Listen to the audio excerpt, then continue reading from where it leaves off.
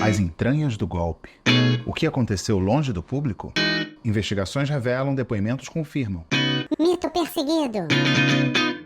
Enquanto os golpistas agiam no zap bolsonarista. Vai emitir a ordem de prisão. Vai começar pelo Alexandre. SOS Forças Armadas. Vê no zap.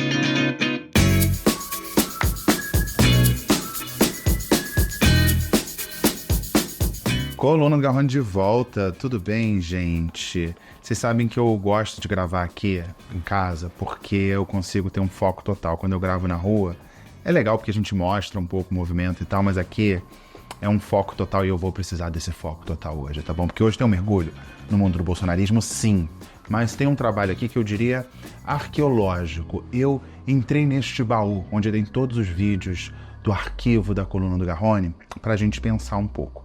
Nesse vídeo que eu tô chamando de Arqueologia do Golpe, para mostrar um pouco do cinismo. Cinismo é negar o óbvio se fingindo assim de desentendido. Golpe? Que golpe? Pois é, o bolsonarismo queria um golpe sim ou com certeza? Intervenção federal. Para o militante radicalizado, negar o óbvio é só uma ratificação de que ele está ali numa seita.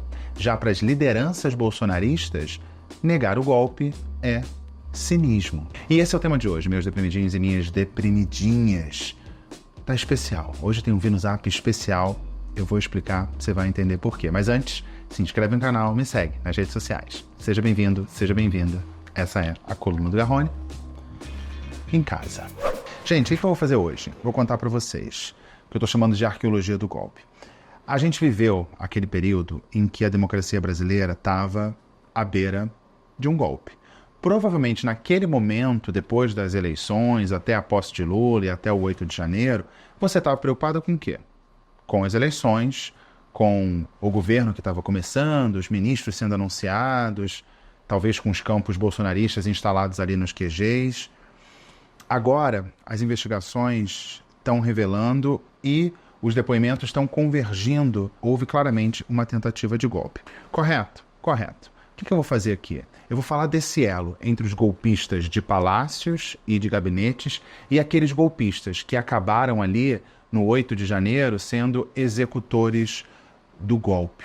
Gente que se chamava de povo. A gente sabe isso, né? Povo no bolsonarismo é basicamente como os bolsonaristas se veem. Quem não é povo é o quê? Comunista. Exatamente. E o Vê no Zap, as redes bolsonaristas, elas são um meio de informação, desinformação. É ali o canal pelo qual as pessoas recebem as informações que vêm de uma cúpula. A gente sabe disso, algo que a gente convencionou chamar de gabinete do ódio, que está diretamente ligado, ou estava diretamente ligado, ao poder. E o objetivo dessas redes é sempre enaltecer uma única pessoa. Mito, mito, mito. É isso, fada sensata, sem defeitos, ele não erra. Naquele momento em que a democracia estava por um fio, que informações que eles recebiam? Eles eram orientados a como se posicionar. E a gente vai ver no vídeo que enquanto a gente acompanhava as notícias da eleição, os preparativos para a posse, lá no submundo das redes bolsonaristas, passada a eleição, o jogo não tinha acabado. A derrota de Lula ainda era uma possibilidade.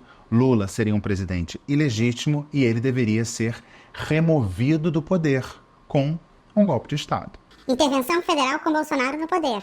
Esse foi um dos mantras. Repare que nenhum dos bolsonaristas, ou lideranças bolsonaristas, defendia isso em público. Deixava no ar uma dúvida e insistiam ali na fraude nas urnas. Esse é um ponto importante. A vitória de Lula não era legítima, o meu exército não tinha chancelado as urnas, não havia uma aceitação pública da vitória de Lula e havia ali muitas reuniões a portas fechadas. Hoje, com as informações que a gente tem das investigações e depoimentos, a gente entende que eram reuniões de golpistas cujo objetivo era reverter o resultado da eleição.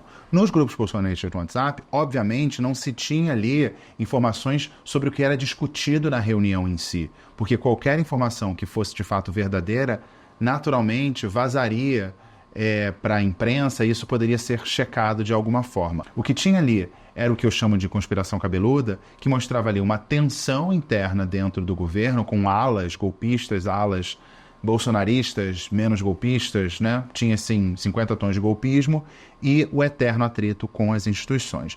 E nos grupos bolsonaristas, criavam ali um cenário apocalíptico em que a única solução para os problemas do Brasil viria a partir dele. Mito, mito, mito. Exatamente. O bolsonarismo vinha criando esse mundo paralelo para legitimar um golpe de Estado. A base do bolsonarismo estava aquecida. Esse é um termo muito comum no marketing, quando você fala de um consumidor em potencial. A base aquecida, aquele consumidor aquecido, é aquele que entende o produto, conhece o conceito do produto e está ali, digamos, mais sujeito a comprar o produto. No caso do bolsonarismo, a base aquecida está aquecida para comprar um produto, no fim das contas, que é o golpe de Estado. Eu juro dar a vida pela minha liberdade. O que aqueles que frequentam os grupos bolsonaristas não sabiam, essa base aquecida do bolsonarismo, era que eles estavam jurando dar a vida pela liberdade daqueles que estavam no poder e assim gostariam de ficar. A ideia era perpetuar Bolsonaro no poder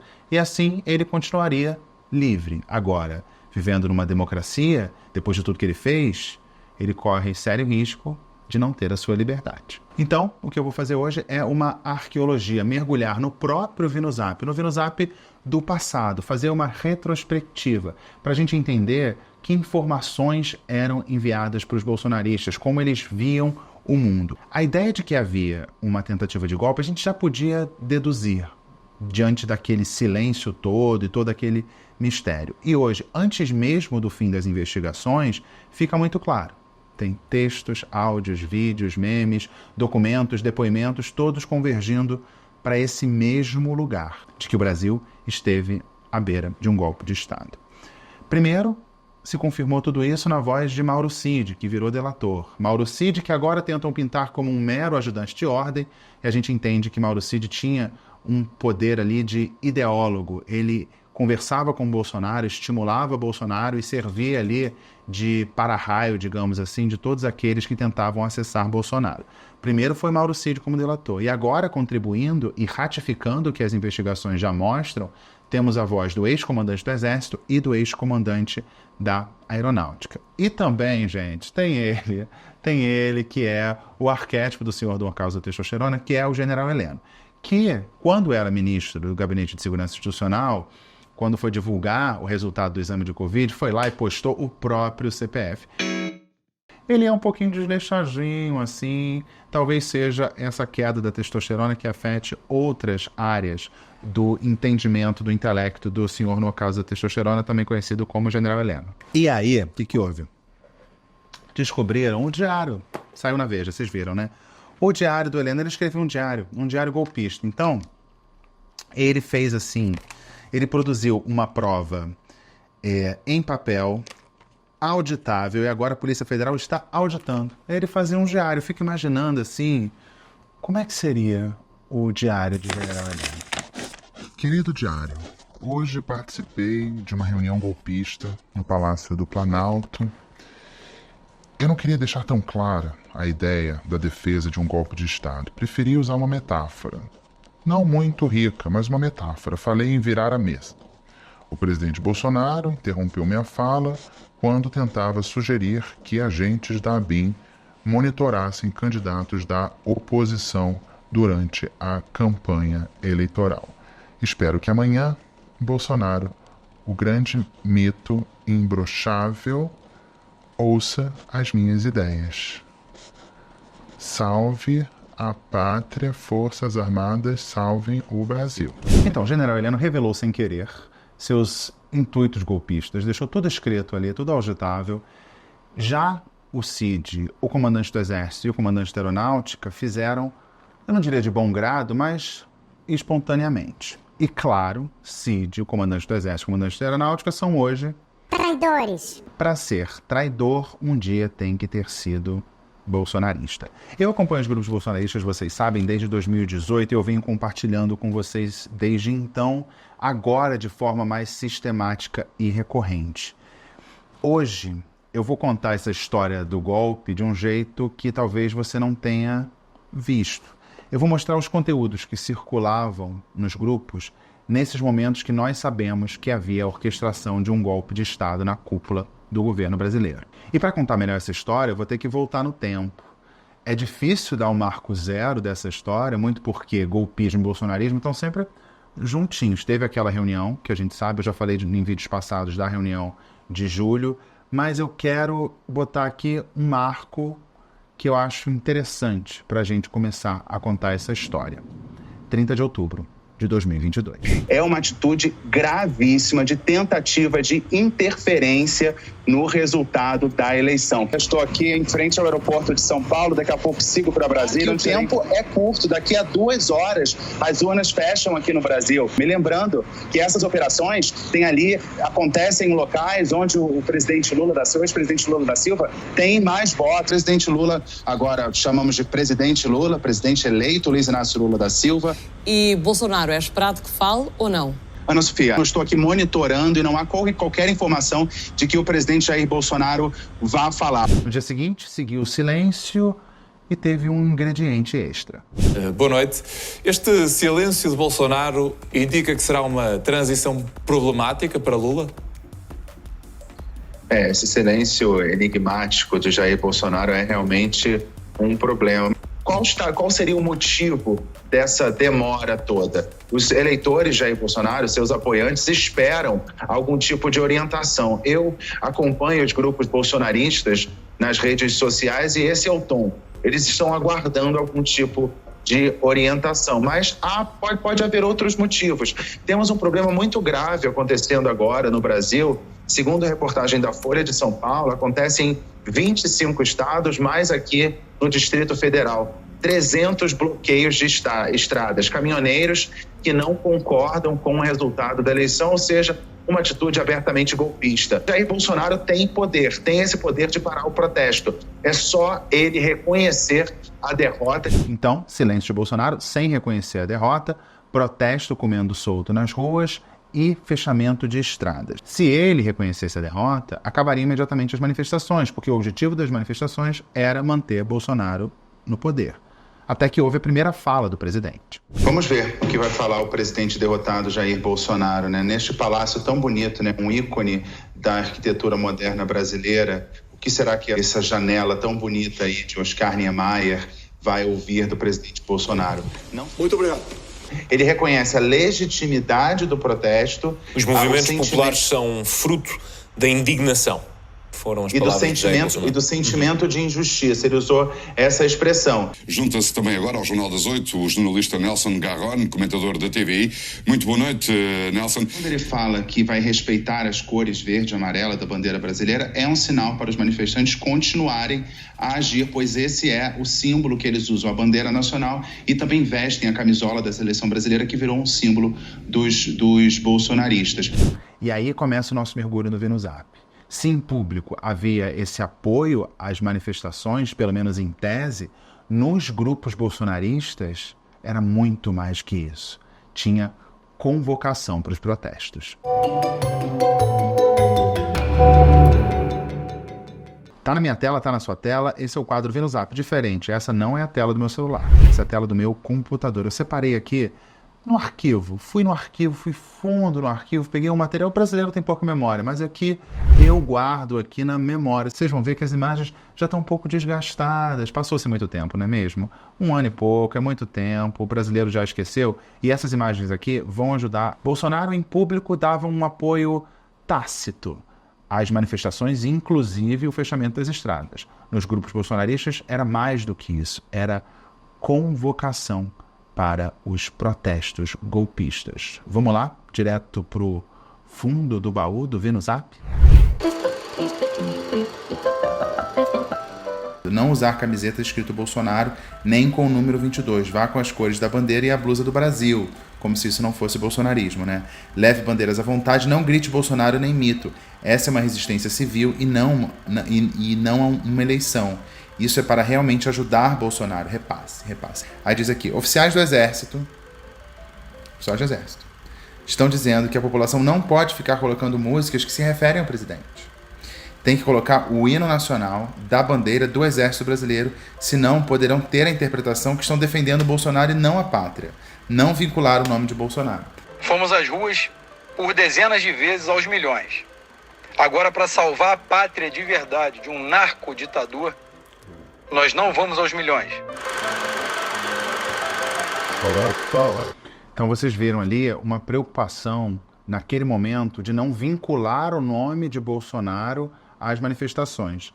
Mas é claro que era uma manifestação bolsonarista, esses grupos aqui são grupos bolsonaristas, mas havia essa preocupação. Lembrando que nesse momento havia bloqueio de estradas. Bolsonaro, lembrando, não mencionou os bloqueios. Então essa convocação aqui era para ajudar Bolsonaro, mas não era uma convocação a favor de Bolsonaro, né? Temos um duplo pensar bolsonarista aí. Faz sentido? Temos aí a palavra cinismo que vai voltar muitas vezes durante esse vídeo. Como é que essas pessoas reunidas com a bandeira do Brasil, a camisa da seleção brasileira, algo que ao longo dos últimos anos virou um uniforme do bolsonarismo, não eram bolsonaristas. Elas se reconheciam como bolsonaristas, quem via de fora reconhecia como bolsonaristas.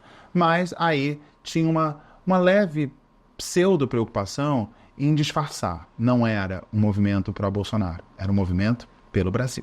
E aí tem uma coisa interessante. Isso foi o que o Bolsonaro falou lá no Alvorada.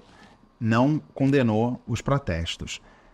E no bastidor? O que a gente sabe pela investigação da Polícia Federal, no mesmo dia, 1º de novembro, o Mauro Cid está lá, tem um print de uma conversa dele com outro militar, e o Mauro Cid assume que não tem a bala de prata. Ou seja, não tem qualquer prova de fraude na urna. No bastidor, Cid diz que está buscando e em público tem essa certeza da fraude nas bocas das autoridades bolsonaristas.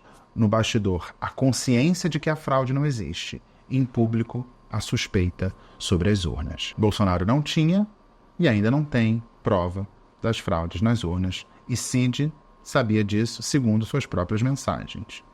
Cinismo. Tem uma coisa que é interessante a gente falar, que o Bolsonaro reconheceu recentemente a existência da minuta do golpe. Os bolsonaristas negavam que essa minuta tivesse algum valor. Bolsonaro reconheceu e disse que não era golpista porque o Estado de Defesa, o Estado de Sítio dependeriam do apoio do Congresso. O Estado de Defesa e depois o Estado de Sítio dependem de uma desordem pública e ameaça à paz social. Existia isso naquele momento pós-eleitoral? Não. O que o Bolsonaro fazia era justamente estimular.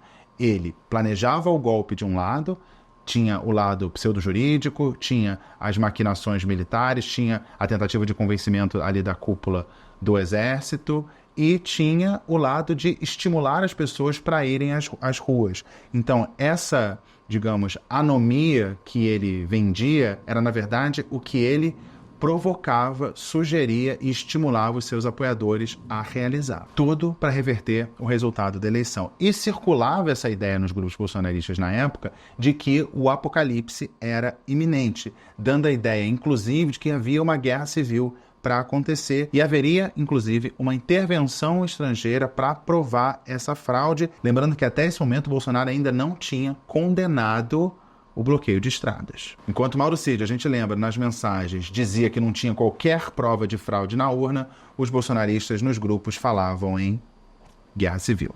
Vamos ver. Bolsonaro já sabia disso tudo, ele se sacrificou, ele deixou a eleição correr, isso aí é estratégia militar. O que ele conseguiu? Ele conseguiu pegar a fraude no mesmo padrão do primeiro turno, tá igualzinho o gráfico, vou te mandar aqui. O Tribunal de Haia, depois você pesquisa lá, com H, Haia, já está no Brasil, acho que desde ontem ou antes de ontem. Vai faxinar, quando ele der a ordem de 142, já vai emitir a ordem de prisão para esse povo tudo. Vai começar pelo Alexandre, Lula, vai ter guerra civil, então muita oração, do joelhinho dobrado, muita oração, porque nós vamos passar tempos difíceis. É tudo uma estratégia militar. O Bolsonaro é um fantástico estrategista militar, elogiado até pelo Trump, né? Então, isso tudo está dentro de um plano militar. Ele trouxe para o Brasil o Tribunal de Haia, que já está entrando em funcionamento. E essa eleição é um teatro. As urnas, elas estão conectadas ao sistema Starlink e ao sistema quântico. Não se esqueçam disso, as pessoas se esquecem das coisas. Confiem no plano, o plano não falha. Ele sabe muito bem o que fazer. Vai ser o fim dessa corja de bandidos. Tá bom? Um beijo para todos. Então ele fala em plano, é muito interessante que hoje a gente entende que havia um plano, muitas reuniões com planos golpistas. E ele sempre mostrando ali uma tensão, e essa tensão é um ingrediente fundamental, porque no fim das contas a gente entende que Bolsonaro queria decretar alguma coisa que estava ali na minuta do golpe, e o álibi para isso era uma convulsão social. Eles tentam passar um pouco de tranquilidade, calma, eles estão trabalhando, tem um sistema Starlink, alguma coisa assim. Fala em prisão de Alexandre de Moraes, o que faz um link com o que a gente entende, o que a gente chama hoje de minuta golpista. Agora, como é que essa informação que estava sendo debatida nos gabinetes chega aos grupos? A gente não entende exatamente qual o caminho, mas a gente entende que há uma ligação entre o que os bolsonaristas consomem e o que o governo Bolsonaro, autoridades bolsonaristas, querem que essas pessoas consumam. E tudo embasado na premissa da fraude, algo que nunca foi provado. Por isso esse tema é muito importante. Não havia fraude, os bolsonaristas sabiam disso, a gente comprova isso pela mensagem do Mauro Cid. Agora, não faz sentido. Mas se as pessoas que veem esse tipo de conteúdo, se elas vissem isso e fossem para as ruas, já era o suficiente, porque era a pressão necessária que Bolsonaro precisava para, no fim das contas, dar um golpe de Estado. Até esse momento, ele não tinha pedido para as pessoas deixarem de bloquear as estradas. Por favor, não pensem mal de mim. Desobstrua as rodovias. E aí Bolsonaro veio com a ordem, né? Não fechem mais as estradas. E aí isso se deslocou. O descontentamento se deslocou para os QGs. Eles passaram a se concentrar nos QGs de forma espontânea? Nós sabemos que não. E aí temos uma informação logo no dia seguinte, dia 3 de novembro.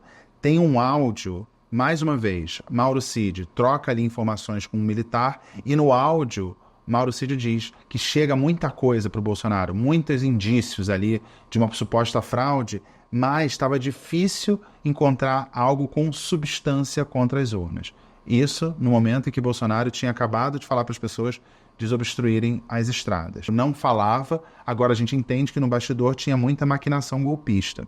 O que a gente tinha de público na época eram as poucas palavras de Bolsonaro, primeiro considerando as manifestações, os bloqueios de estradas legítimos e depois pedindo que as pessoas saíssem da estrada, mas ficava claro ali o apoio ao golpe. As trocas de mensagem mostram que Mauro Cid confessou não ter qualquer evidência de fraude nas urnas. No mundo subterrâneo do WhatsApp bolsonarista, a construção de um mundo apocalíptico, cujo único salvador seria Bolsonaro.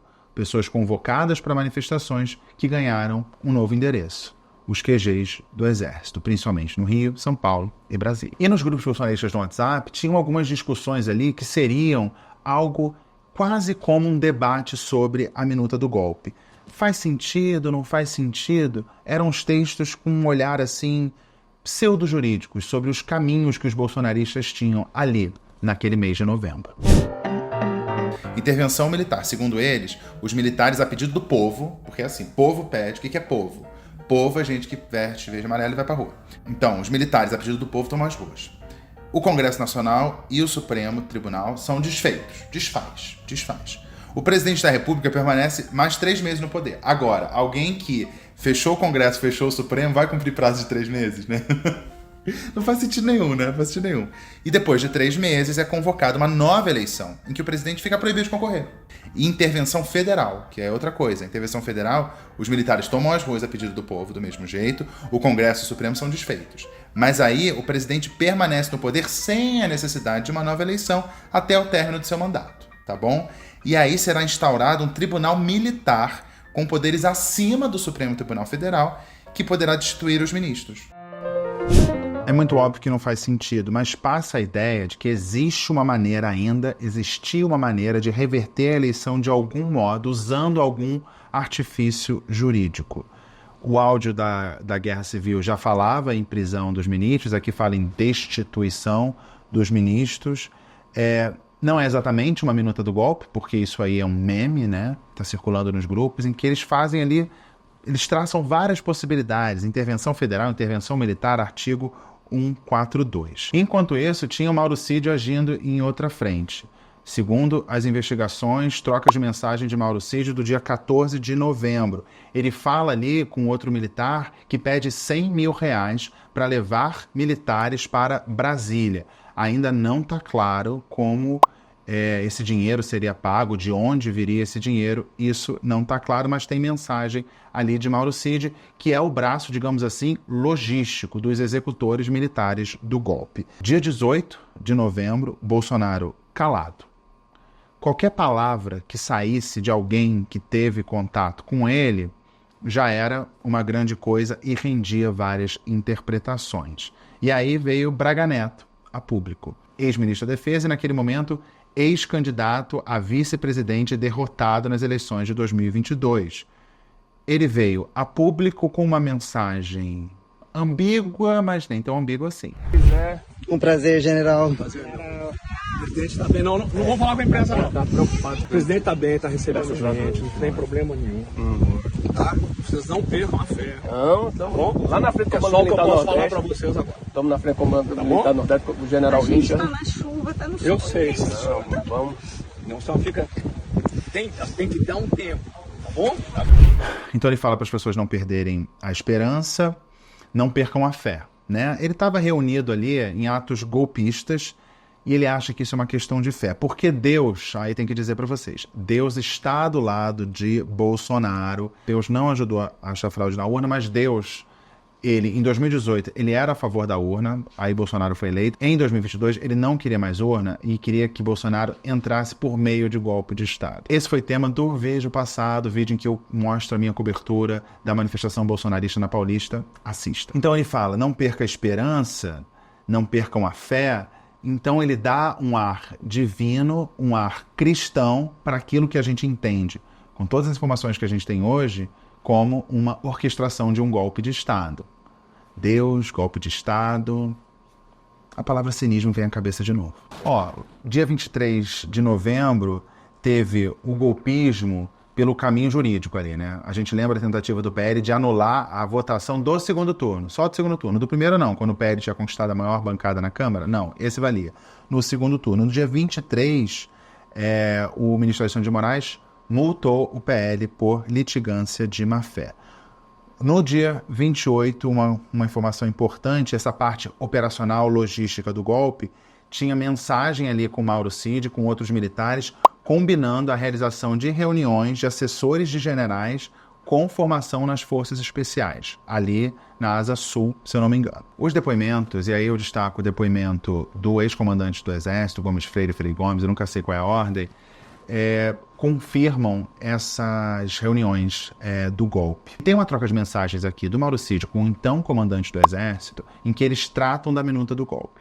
Minuta do golpe que previa a prisão do Alexandre de Moraes depois de uma edição de Bolsonaro. Ela previa a prisão de mais pessoas, depois Bolsonaro mexeu, deixou só o Alexandre de Moraes, o que a gente já via nos áudios, nos textos que circulavam nos grupos bolsonaristas. Então tem ali, mostra uma ciência, e não só de um começo de um debate, mostrava ali um debate já consolidado, porque não era um assunto novo. Mauro Cid informava para o comandante do Exército que aquilo que tinha sido debatido já tinha ido além, e Bolsonaro tinha mexido no texto. E o golpe não vinha. Isso aí era dia 9 de dezembro, e o golpe não vinha. Dia 12 de dezembro, teve a diplomação de Lula. Não conseguiram o golpe. Passou o segundo turno, tentaram ali o mês inteiro, diplomação de Lula. Teve ataques à sede da Polícia Federal, bolsonaristas queimaram o carro, tentaram invadir a sede da PF depois da prisão daquele líder indígena. Em público, tudo muito lacônico. Não tinha muita informação. Hoje a gente sabe que no bastidor pegava fogo. Diplomação 12, no dia 14, tem a famosa mensagem do Braga Neto chamando o Freire Gomes de cagão, mostrando ali um racha na cúpula do Estado brasileiro naquela época, dia 14 de dezembro. No dia 15 de dezembro, temos aí o print do WhatsApp do Braga Neto, em que ele aprova memes que difamam o então comandante da aeronáutica. E ele joga figurinha e diz, desce a chibata. Tem uma violência e tem uma certa ironia histórica, se a gente pensar na revolta da chibata, né? A revolta do João Cândido, do Almirante Negro. Então, usar a metáfora da chibata nesse contexto revela muito o que essas pessoas são. Isso foi dia 15 de dezembro. Braga Neto fala, desce a lenha nos comandantes que não querem o golpe. E hoje a gente sabe que circulou a frase que teria sido dita na reunião de Bolsonaro com os militares, que um se insurgiu, provavelmente o comandante do Exército, e disse 20 dias de alegria por 20 anos de agonia. Ou seja, a ideia, em uma pequena frase resumida, de que o golpe não se sustentaria, um golpe provocaria o isolamento internacional do Brasil. Então, Braga Neto disse, difame os colegas. E no mesmo dia 15 de novembro eu publiquei aqui no meu canal, no VinoZap, um meme que circulava nos grupos bolsonaristas. E que quem era o alvo da adoração e dos elogios dos bolsonaristas? Em clima de férias, então foi gravado assim, meio toscamente, vocês vão perceber. Mas a essência está lá. Quem era a pessoa exaltada pelos bolsonaristas logo depois de Braga Neto ter dado a ordem para as pessoas atacarem os comandantes do Exército e da Aeronáutica? Vamos ver. Circula uma imagem seguida de um texto que decifra a imagem. Bolsonaro e Michele no centro, à direita, o ministro da Defesa. À esquerda, o ex-ministro da Defesa, mais recentemente conhecido como candidato derrotado a vice-presidente da República. Vamos ler juntinho? Vamos. Bolsonaro agora está usando a faixa do Estado-Maior. O que isso significa? Que as Forças Armadas o nomearam presidente do Estado-Maior, que nesse cargo pode durar mais 4 anos, ou o tempo que for necessário, 4 anos, 40, quem sabe, está em aberto.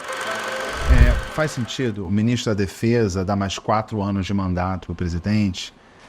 Não faz sentido, mas o que importa é, nesse momento, você tinha ali nos grupos bolsonaristas uma exaltação desse trio. O ministro da Defesa, o ex-ministro da Defesa, candidato derrotado a vice-presidente, e o próprio Bolsonaro. No bastidor, ele chamava o Gomes Freire de cagão e mandava descer a chibata. No VinoZap, uma exaltação a Braga Neto, a Paulo Sérgio Nogueira e, claro, a Bolsonaro.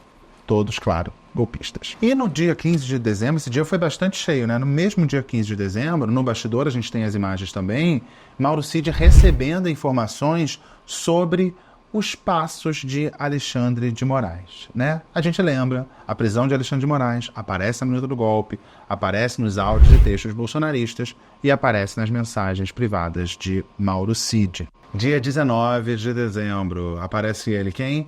O senhor Blaster, no ocaso da testosterona General Heleno. E aí, essa imagem virou clássica, né? Eu vou rodar aqui e vocês vão ver. General, o bandido sobe a rampa ou não?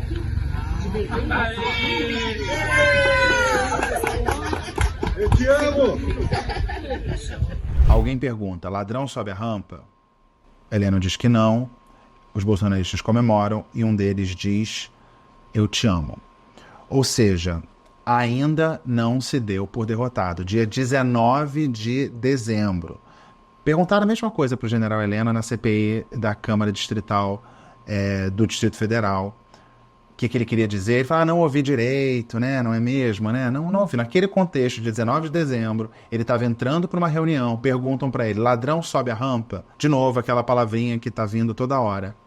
Cinismo. E o Garrone, crente que ia folgar no Natal, de repente, pá. Ele declarou à polícia que o objetivo era provocar caos para, no fim das contas, segundo ele, fazer com que o presidente atual, Jair Bolsonaro, convocasse as Forças Armadas e, no fim das contas, impedisse a posse de Lula da Silva. Ele declarou que queria evitar que o comunismo tomasse o Brasil. Olha só, calma.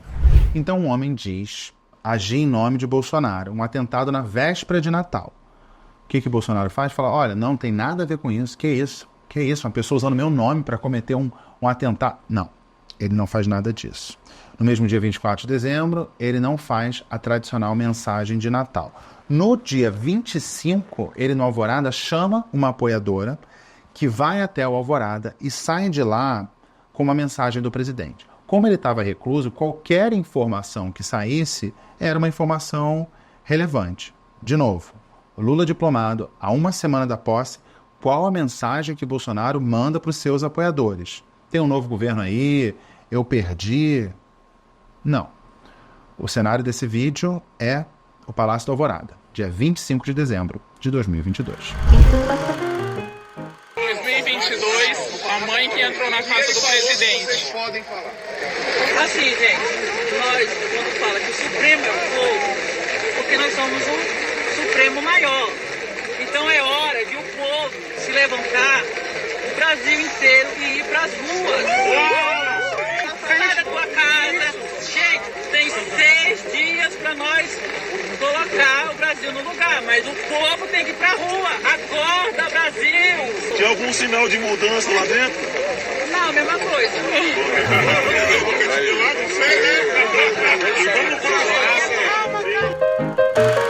Então vocês viram ali, tem uma cara de coletiva de imprensa, né? Ela saiu do Palácio da Alvorada e todo mundo querendo saber o que o Bolsonaro tinha dito para ela. Então o presidente disse, segundo ela, que Supremo é o povo, é hora das pessoas se levantarem, irem para as ruas. Faltava ali menos de uma semana para o fim do governo dele.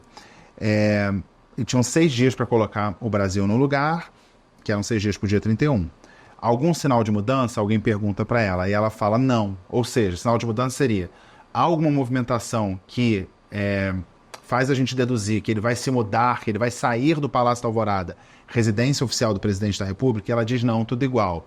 É claro que ela, né, quantas vezes ela visitou o Palácio da Alvorada, ela não tem como saber se estava tudo igual ou não, mas de qualquer forma, os bolsonaristas comemoram ali, ou seja, acreditando que Bolsonaro ia ficar no poder. Lula diplomado, Bolsonaro no poder e falando para as outras pessoas que havia pouco tempo. Pouco tempo. Dia 29 de dezembro. Ainda no VinoZap havia muitas promessas, dia 29 de dezembro, de reversão do resultado. E tinha uma ordem para as pessoas ficarem nos acampamentos. E até ele fala, na época, quando eu gravei, eu não percebi, fala assim, urgente ter paciência. Essa era a mensagem, né? Então, é urgente, mas tem paciência. Não faz muito sentido, mas essa mensagem que eu vou rodar aqui é do dia 29, 2 dias antes do fim do governo Bolsonaro. É urgente ter paciência. Por quê? Porque já são mais de 50 dias ali das pessoas esperando, muitos deles em frente ao quartel, e as promessas sendo renovadas. Calma, é importante não parar, não precipitar e não retroceder. Nós vamos vencer. Juntos somos mais fortes. TMJ, tamo junto, coraçãozinho, verde e amarelo, bandeira do Brasil. Então, fica aí, vai acontecer. Ou seja, orientação clara, fiquem nos acampamentos. Mas esse não era o único vídeo, não, do dia 29. Do dia 30 ao dia 1, as pessoas irem para Brasília, a maior convocação nacional da história. O ladrão não sobe a rampa, divulga. Aviso importante na frente dos quartéis, nessas últimas horas finais. E aí, últimas horas finais pode ser uma semana, não tem exatamente o tempo correto. Precisamos que todas as pessoas que votaram no Bolsonaro venham aos milhões às ruas. Isso é uma convocação para legitimar a vitória. É urgente, é muito sério. Então aí, legitimar a vitória. Lula estava diplomado. Maior convocação da história. Ladrão não sobe a rampa. De quem essa frase, né? Ladrão não sobe a rampa. E o general Heleno não entendeu. No submundo, estava ali. Fiquem nos acampamentos. Se você não for, você vai legitimar a vitória do Lula.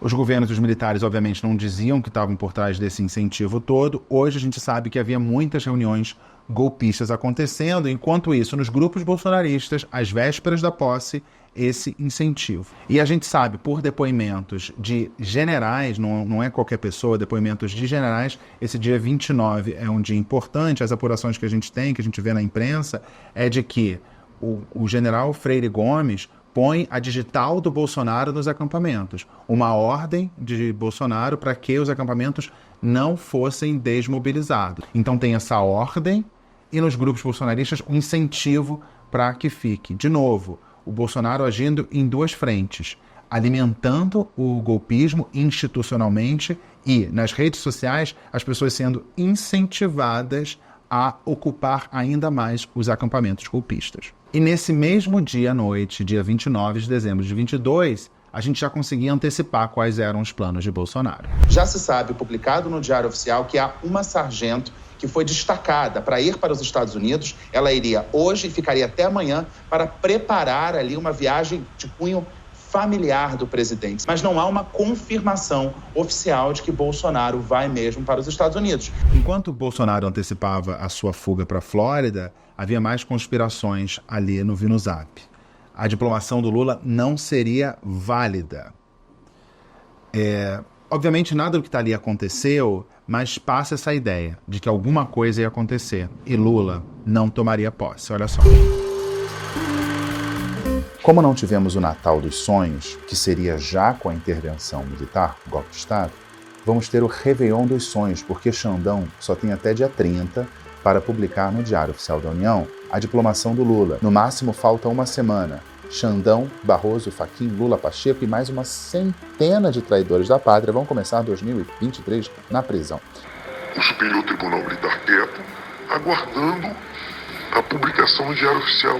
Se publicar, serão presos. Crime. Só que tem até sexta-feira, dia 30, para publicar. 31 é feriado, é sábado, não sai Diário Oficial da União. E domingo, dia 1º, seria posse. Então, essa é a sinuca de bico. Ou seja, dia 29 de dezembro à noite, ainda não achavam que haveria a posse de Lula. Dia 30 de dezembro, Bolsonaro fugiu, eu já estava em Brasília, eu fui lá como repórter a serviço da CNN e da TVI ver qual era a reação dos bolsonaristas diante da fuga de Bolsonaro.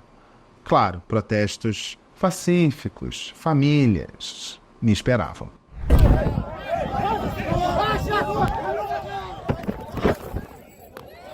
Houve essa live do presidente Bolsonaro, logo depois da live, depois que eu fiz um direto aqui na CNN, fui para o QG para fazer uma simples pergunta. Fiz uma pergunta várias vezes. O que está a acontecer? O que está a acontecer aqui? Podem me explicar? Uma pergunta simples. Queria ouvir o relato das pessoas que estavam ali. Esse foi o nosso trabalho lá. Perguntar o que estava a acontecer. Qual seria a posição dos apoiantes de Jair Bolsonaro diante das palavras do presidente, que vem falando pouco desde a segunda volta.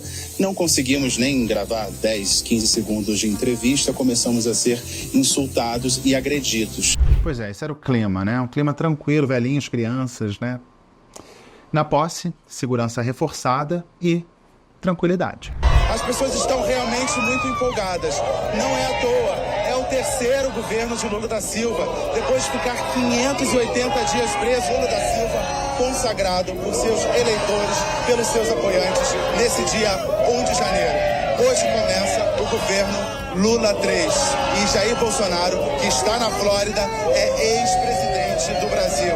Eu deixo vocês com essas imagens aqui dos apoiantes de Lula da Silva, Pedro Belo Moraes. Essa tranquilidade que hoje a gente entende como ilusória, né? Aí veio o 8 de janeiro e foi horas antes das minhas férias, né? Eu embarquei no dia 9 de janeiro.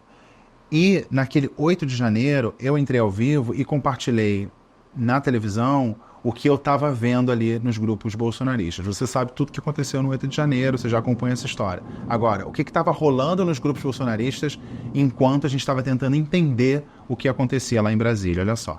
Eu acompanho aqui nos grupos bolsonaristas na internet, há muitas convocações ainda. As pessoas pedem que as pessoas voltem para a esplanada dos ministérios. As pessoas pedem que as pessoas se desloquem até Brasília. E há até também o fornecimento de número de advogados para tentar defender esses 400 presos. Há uma tentativa de manter esse ânimo dos bolsonaristas vivo. Então, no primeiro momento, os bolsonaristas estavam convocando as pessoas, né? Hoje o discurso mudou muito, mas naquele momento, enquanto acontecia nos grupos bolsonaristas, as pessoas estavam compartilhando aqueles vídeos, incentivando as pessoas a irem para a esplanada dos ministérios, o que na prática era um tanto quanto logisticamente inviável, até a pessoa chegar lá já teria acabado tudo. E claro, estava muito óbvio ali, apesar deles negarem até hoje, a relação entre o 8 de janeiro e o bolsonarismo.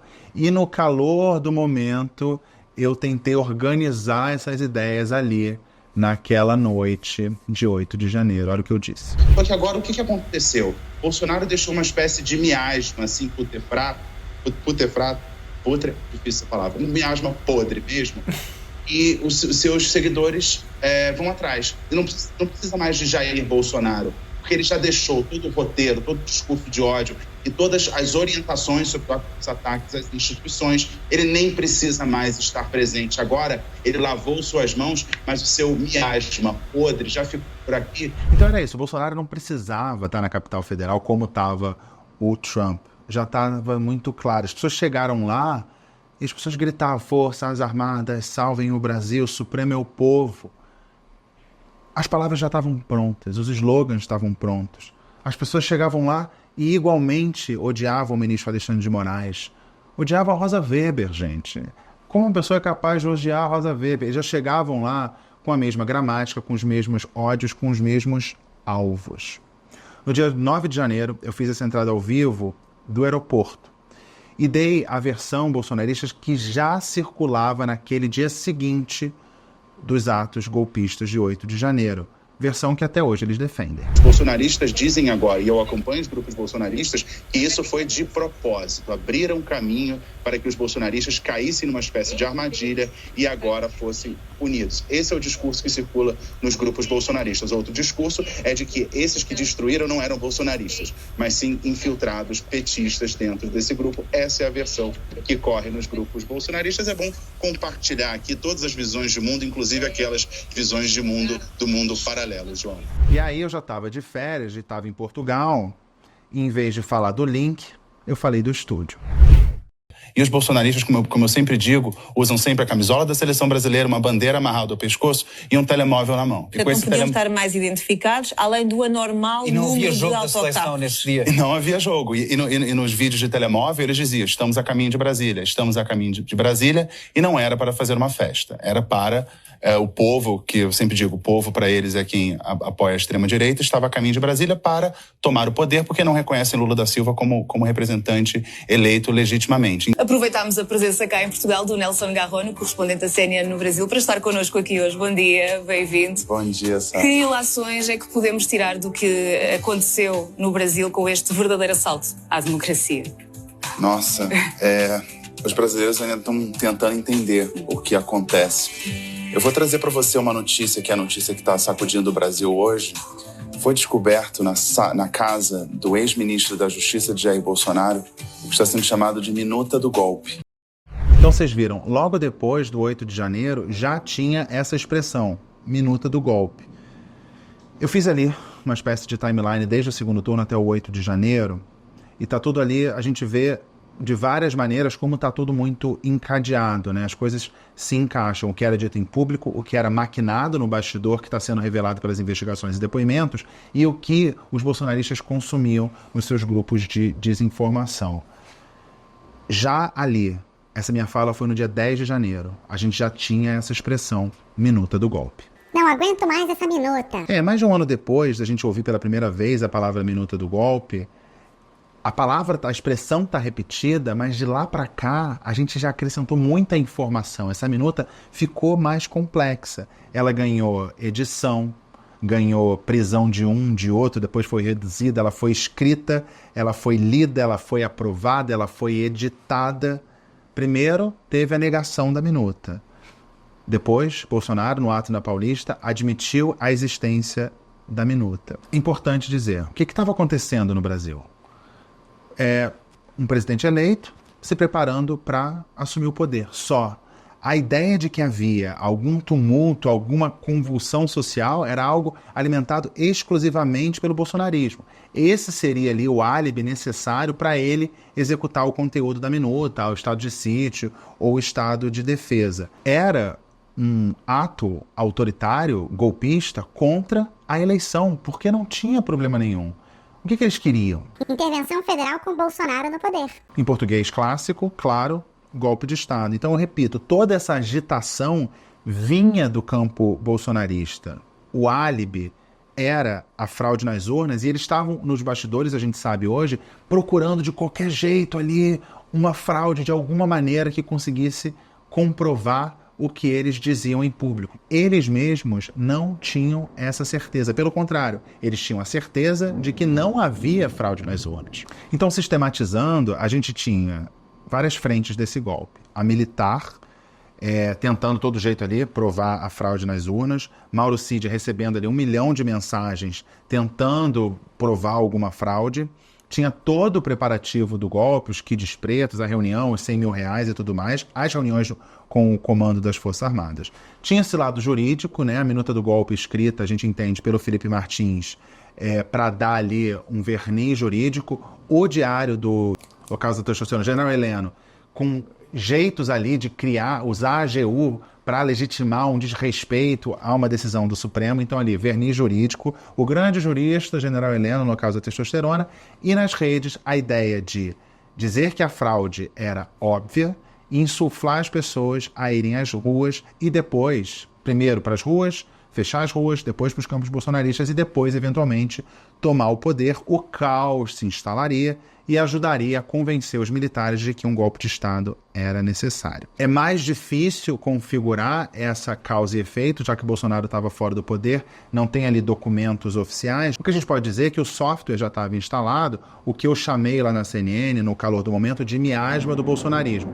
Ele saiu e deixou esse miasma para trás.